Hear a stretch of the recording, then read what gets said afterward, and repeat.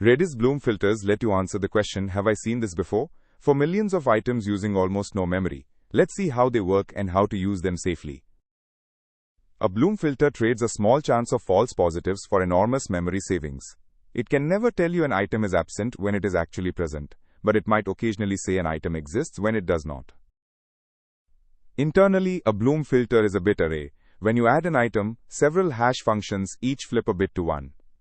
A lookup checks whether all those bits are set. If any bit is 0, the item was definitely never added. BF.ADD adds an item to the filter and returns 1 if it was new.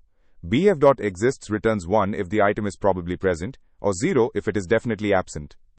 Notice user 404 returns 0 until we explicitly add it. When reviewing a pull request that uses Bloom filters, check that the code never treats a positive result as a hard fact, that capacity and error rate are configured upfront, and that nobody is trying to delete individual items. Bloom filters are append-only. Bloom filters give you near-instant, memory-efficient membership checks at any scale.